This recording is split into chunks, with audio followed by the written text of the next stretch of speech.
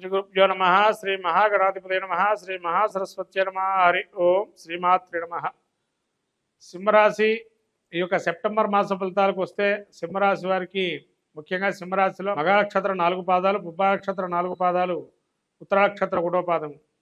ఈ గ్రహ సంచారం చూసినట్లయితే ముఖ్యంగా సింహరాశి వారికి గ్రహ సంచారాన్ని జన్మంలో రవి సంచారం 17వ తారీఖు నుంచి, 6వ తారీఖు నుంచి జన్మంలో బుధ సంచారము, అట్లానే ద్వితీయంలో శుక్రుడు కేతువు, అట్లాగే వక్రగతి అయినటువంటి శని 6లో ఉండడం వీక్షణ చేయటం, అట్లానే రాహు అష్టమ స్థాన సంచారము, గురువు ఈ యొక్క 10వ స్థాన సంచారము, ఏకాదశంలో కుజ సంచారము. ఈ యొక్క సంచారం చూసినట్టయితే మనకు ముఖ్యంగా జన్మంలో బుధుడు, జన్మస్థానంలో బుధుడు సంచారం వల్ల కొన్ని ఇబ్బందులు కలుగజేసే అవకాశం ఉంటుంది. బుద్ధిమాంద్యత, అనాలోచిత వాతావరణం ఏర్పడటము, సమయానుకూలంగా మాట్లాడలేకపోవటము అనేది జరగటం వల్ల కొంత ఇబ్బందులు పాలవుతారు. అట్లానే రవి సంబంధం, రవి జన్మస్థాన సంచారం వల్ల ఈ యొక్క అధికార దర్పము, మాకే మాట వచ్చింది కదా అని చెప్పి మాటలు తోలనాటం అనేది జరుగుతుంది. కాబట్టి మాట అదుపులో పెట్టుకొని ఉండడం మంచిది. ఏదైనా కానీ మీరు చేసే పని విధానాల్లో ఉండాలి, కానీ మాటలు అనటం వల్ల అది ఇంకా పెచ్చుబిల్లి అనేక రకాలైన యుద్ధాలకి కారణమయ్యే అవకాశం ఉంటుంది. కాబట్టి మాట్లాడేటప్పుడు చాలా జాగ్రత్తగా ఎవరితో మనం మాట్లాడుతున్నాము, పెద్దవాళ్ళు చిన్నవాళ్ళు ఏ విధంగా ఉన్నారు అనేది పరిశీలన చేసుకొని మాట్లాడాలా. అట్లాగే ఈ యొక్క శుక్రుడు ద్వితీయ స్థానంలో సంచారం, కుటుంబంలో కొన్ని కలహాలు ఉంటాయి. ప్రతి చోట ప్రతి ఇంట ఒక కుటుంబంలో కలహాలు ఉంటాయి. కానీ ఏంటంటే ప్రత్యేకమైన కలహాలు ఏంటంటే దాంపత్యంలో కానీ అట్లానే ఎప్పటి నుంచో మీకు సానుకూలంగా మాట్లాడే బంధువర్గాలు వ్యతిరేకంగా మాట్లాడటం అనేది జరిగే అవకాశం ఉంటుంది. కాబట్టి ఇది కొద్దిగా సూచన ఏంటంటే గమనిస్తూ వెళ్ళటం అనేది మంచిది. అంతేగాని మన ఎప్పుడు గౌరవిస్తున్నారు కదా, మనం చెప్పిందే వేదం కదా, మనం చెప్పింది వాళ్ళు కూడా తూచా తప్పకుండా పాటిస్తారు అనేది మీరు కొంతవరకు పక్కన పెట్టుకునే అవకాశం ఉంటుంది. ఈ కేతువు ద్వితీయ సంచారం వల్ల వృధా సంచారం, వెళ్ళిన పని సగం నెరవేరటం, ఇంకా సగం కాకపోవటం, ఏంది ఎప్పుడు చేసినా ఇంతేనా, వెళ్ళటం రావటం, సగం పనిలో కంప్లీట్ కావటం, ఇది కొంత ప్రతికూల వాతావరణం గోచరిస్తుంది. కానీ శత్రు పరాభవం కలుగజేసే అవకాశం ఉంది. శని అనుగ్రహం వల్ల శత్రుంజయం అవుతుంది. అట్లానే మనోవ్యాకులకి కొంత బయటపడతారు. ఇప్పటివరకు కొన్ని ఇబ్బందులు దీర్ఘకాలికంగా ఏవైతే ఇబ్బందులు ఉన్నాయో అవన్నీ నుంచి బయటపడే అవకాశం ఉంటుంది. అట్లానే కార్యానుకూలం జరిగే అవకాశం ఉంటుంది. ప్రతి కార్యంలో కూడా విజయాన్ని సాధించే అవకాశం ఉంటుంది.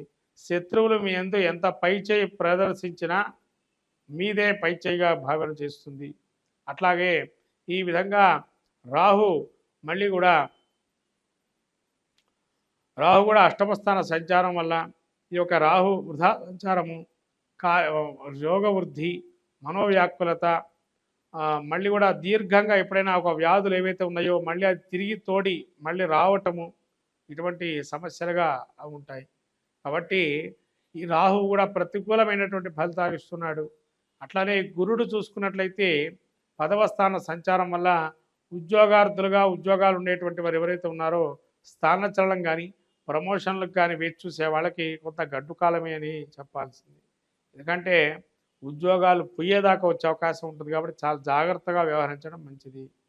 అట్లాగే గురుడు ఈ యొక్క 10వ స్థాన సంచారం బాగా శ్రమ పెడతారు మిమ్మల్ని. ఎందుకంటే బొమ్మను లేక పొగబెట్టడం అంటే ఇదే అంటారు, మీరు పోతారా మమ్మల్ని తీయమంటారన్న స్థితిలో ఉంటుంది. కాబట్టి వాళ్ళు ఎంత సహనం ఓర్పుతో మీరు పనిచేస్తే అంత మంచిది. శ్రమ ఓర్చుకోండి, శ్రమ చెయ్యండి, ఫలితాన్ని పొందండి. ఉద్యోగంలో కంటిన్యూషన్ కావాలనుకుంటే తర్వాత అట్లానే ఈ యొక్క కుజుడు కూడా 11వ స్థాన సంచారం వల్ల కొంత మీ యొక్క పెద్దవారు మిమ్మల్ని ఒక మంచివాడుగా కొలవటం, వీడికి ఉన్నటువంటి జ్ఞానం అపూర్వమైంది అనటం, మీరు చెప్పే పదాలు కానీ అక్షరాలు కానీ వాళ్ళు వాడేటువంటి ఏదైతే విషయ పరిజ్ఞానం ఉందో మిమ్మల్ని నుంచి నేర్చుకోవటం, వాటిని మళ్ళీ వాళ్ళు మీకే అప్పచెప్పటం, కానీ మీరు తెలివిగా వాటిని గ్రహించడం జరిగే అవకాశం ఉంటుంది.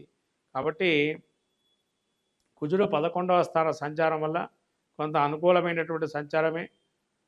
కానీ ఏంటంటే మీ పెద్దలు మీ యందు విజ్ఞతగా ఉన్నారా లేతే ఇంకా అతి వినయంగా ఉన్నారా అనేది మీరే చూసుకోవాల్సినటువంటి విషయం. జాగ్రత్తగా దాన్ని పరిశీలన చేసుకోండి. అట్లాగే ఇంకా ఎక్కువ ఫలితాలు పొందాలి, మంచి ఫలితాలు ఈ యొక్క సెప్టెంబర్ మాసంలో అనుకున్నట్లయితే ముఖ్యంగా వీరు ఈ యొక్క రవి బుధులు జన్మస్థలంలో ఉన్నారు కాబట్టి విష్ణు సహస్రనామ పారాయణం చేసుకోవటం, విష్ణు సహస్రనామం వినటము, విష్ణుమూర్తి గుడికి వెళ్ళి ఆరాధన చేయటం చాలా మంచిదగిన సూచన. అట్లానే ప్రతి ఆదివారం రోజు అమ్మవారి గ్రామదేవత దర్శనం చేసుకోవటం కూడా మంచిది. గ్రామదేవత కుంకుమార్చన చేసి కుంకుమను నుదుట పెట్టుకోవడం కూడా మంచిది. అట్లాగే ఈ యొక్క గణపతి నవరాత్రులలో ముఖ్యంగా ఈ యొక్క సింహరాశి వారు ఎరుపు రంగు వినాయకుడిని కానీ, మరకతం వినాయకుడిని కానీ పెసర్లు ఉడికిచ్చి వినాయకుడికి నైవేద్యంగా పెట్టడం కానీ చాలా అద్భుతమైనటువంటి సూచన. గోధుమ రవ్వ ప్రసాదం కానీ, గోధుమ పిండితో చేసే ప్రసాదాలు కానీ గణపతి నివేదన చేయటం అద్భుతమైనటువంటి ఫలితం. అట్లానే వీరు ఈ గణపతి నవరాత్రులలో ముఖ్యంగా మరకత గణపతి విగ్రహం కొనుగోలు చేసిన చాలా మంచిదైనటువంటి సూచన. బుద్ధిబలం ప్రదర్శించి మీకు రాబోయే కాలంలో అనుకూలమైన వాతావరణం ఏర్పడటానికి కానీ మంచిగా గోచరిస్తుంది అని ఈ మరకత గణపతి ఆరాధన చేయటం వీరికి ఇక్కడి నుంచి మొదలు పెడితే చాలా మంచిదైన సూచన. కాబట్టి వీరు ఖచ్చితంగా ఈ గణపతి నవరాత్రుల్లో స్వామివారి అనుగ్రహం పొందడానికి మరకత గణపతి కానీ ఈ తెల్ల జిల్లేడు వేరుతో తయారు చేసిన గణపతి విగ్రహానికి ఆరాధన చేయటం వల్ల ఇంకా సత్ఫలితాలు పొందుతారు.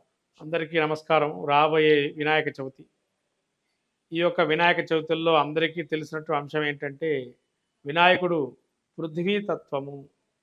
అంటే సృష్టిలో మొదలుకొని పృథ్వీతత్వం అంటే మనకు భూమి నుంచి ఉద్భవించినటువంటిది. భూమి అంటే ఎటువంటిది కూడా ఆకారం లేకుండా అమ్మ సృష్టి వల్ల పుట్టినటువంటి వారు వినాయకుడు. కాబట్టి ఈ వినాయక నవరాత్రులలో ఎవరైనా కూడా వినాయకుడు అర్చన తర్పణ ప్రియ అన్నారు. అంటే ఒక్కరికి ఒక్కొక్కటి ఇష్టం ఉంటుందండి ప్రతి ఒక్కరికి కూడా. అట్లాగే ఈ భాద్రపద మాసంలో వచ్చేటువంటి వినాయక చవితిలో చాలా అద్భుతమైనటువంటి నవరాత్రులు. ఏది మొదలుపెట్టినా తలపెట్టిన కార్యం జయం సాగించేటువంటిది వినాయకుడు. కాబట్టి సర్వ విఘ్న హరం దేవం సర్వ విఘ్న వివర్జితం సర్వ సిద్ధి ప్రదాతారం వందేహం గణనాయకం అన్నారు. మనకు శ్లోకం చెబుతుంది. అట్లానే భవసంచిత పాపాగ్నం విధ్వంసర విచక్షణం విఘ్నాస్వర వారంభంజే విఘ్నరాజమహం భజే అన్నారు. భవిష్యత్తు వర్తమానాన్ని అన్నీ తెలిపేది విఘ్ననాయకుడే.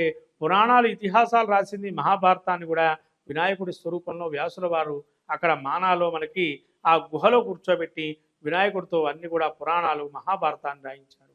అంతటి ఆ యొక్క గణపతి యొక్క నవరాత్రులలో అంతటి విధ్వాసాల విచక్షణం ఎటువంటి విఘ్నాలైనా అన్నీ ధ్వంసించగల శక్తి సామర్థ్యం ఉన్నవాడు వినాయకుడు ఒక్కడే. భవసంచిత పాపాగ్నం అంటే భవిష్యత్తులో కానీ సంచితం వర్తమానంలో కానీ భూతం అంటే పోయినటువంటి కాలంలో ఉన్నటువంటి దోషాలు ఏవైతే మనం తెలుసో తెలియకో చేస్తున్నామో దాన్ని అంతటా పటాపంచలు చేసి మళ్ళీ మనకు మంచి అపూర్వమైనటువంటి ఫలితాన్ని ఇచ్చేది ఈ వినాయకుడి యొక్క అనుగ్రహమే. అందుకనే స్వామివారికి వరసిద్ధి వినాయకుడని, సిద్ధి బుద్ధి సమేత వరసిద్ధి వినాయకుడని కూడా పేరుగాంచాడు ఇక్కడ. అంటే ఇక్కడ ఏమండి వారు మరి వివాహం జరిగిందా, మనకు వివాహం జరగలేదు కదా అని అనుకుంటాం. వినాయకుడికి వివాహం జరిగిందా లేదా అనేది పక్కన పెట్టండి, మనకు అనవసరమైన చర్చ కాదు. ఇక్కడ ఏంటి అవసరమైన చర్చ ఏంటంటే వినాయకుడు అనుగ్రహం కలిగితే మనకేం కలుగుతుంది అంటే సిద్ధి బుద్ధి. అమ్మవార్లు ఎవరంటే ఆయన ఒకరోజు వినాయకుడట పార్వతీ పరమేశ్వరుడు చెప్పాట, విఘ్నాధిపత్యం నాకు ఇచ్చారు కదండి నాన్న, నేను వెళ్ళి తపస్సు చేసుకుంటాను అన్నట పరమేశ్వరుడితో వినాయకుడు. సరే అని చెప్పి పంపించేశారు. వినాయకుడు తపస్సు చేసుకుంటూ వెళ్ళాడు. ఎప్పుడైతే వెళ్ళాడో వినాయకుడు ఫస్ట్ దేన్ని చేపట్టాడు అంటే బుద్ధి కుశలత ఎక్కడ చేపట్టాడంటే ఎక్కడైతే పార్వతీ పరమేశ్వరులకు ప్రదక్షిణం చేశాడో అక్కడ బుద్ధిని చేపట్టాడు. అంటే బుద్ధి ఉంటే ఏం కలుగుతుంది మనకి, మంచి ఆలోచన శక్తి వల్ల ఏదైనా సాధించగలుగుతాము అనేది ఫస్ట్ వినాయకుడు మనకు అక్కడ చూపించాడు. అదే బుద్ధిదేవి అని. బుద్ధి మళ్ళీ సిద్ధి. మనం ఆలోచన చేశాము, తగిన కార్యం నెరవేరింది, వెంటనే మనం కోరుకుంటాం కదా, ఏమంటే ఫలానా కార్యం జరగాలని స్వామిని కోరుతున్నానని. సిద్ధి పొందటానికి ఏం చేయాలా, ఆయన్ని ప్రత్యక్షం చేసుకోవాలి.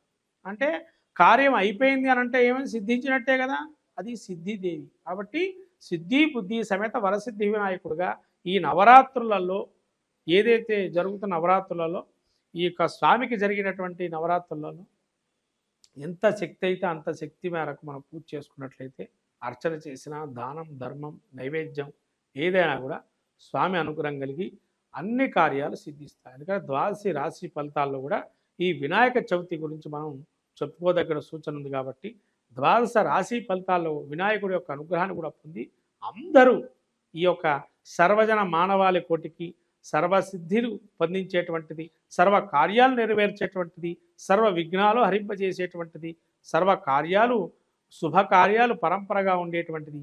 దాని ద్వారా మనకేమొస్తుంది అంటే వృద్ధి వృద్ధి ఇంకా మనకు సిద్ధి.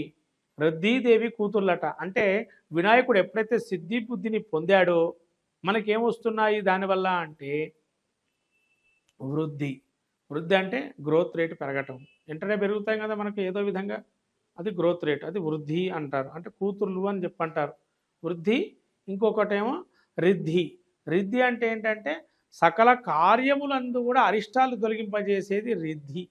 రిద్ధి వృద్ధి. అందుకనే మీరు సంతోషి మాత గురించి తెలుసుకున్నట్లయితే ఇవన్నీ కూడా అందులో ఉంటాయి.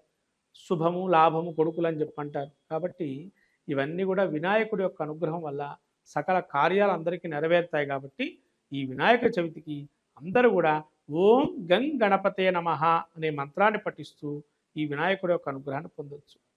ఇది చాలండి. గకార గణపతి వినాయకుడిని చేస్తే ఆయన గకార గణపతి అంటారు. ఈ గకార గణపతి ఎంత జపం చేస్తే స్వామి శీఘ్రంగా నీ యొక్క నీకు ఎటువంటి కార్యాన్ని సిద్ధిస్తాడు. కాబట్టి ఈ యొక్క గం గణపతే నమః ఏదైతే మంత్రం ఉందో ఈ వినాయక చవితిలో ఎంతవరకు అంటే అంతవరకు జపం చేసుకోవటం వల్ల మంచి సాధిస్తారు. స్వామి అనుగ్రహం కలుగుతుంది. మంగళం మహత్ శుభం భూయా.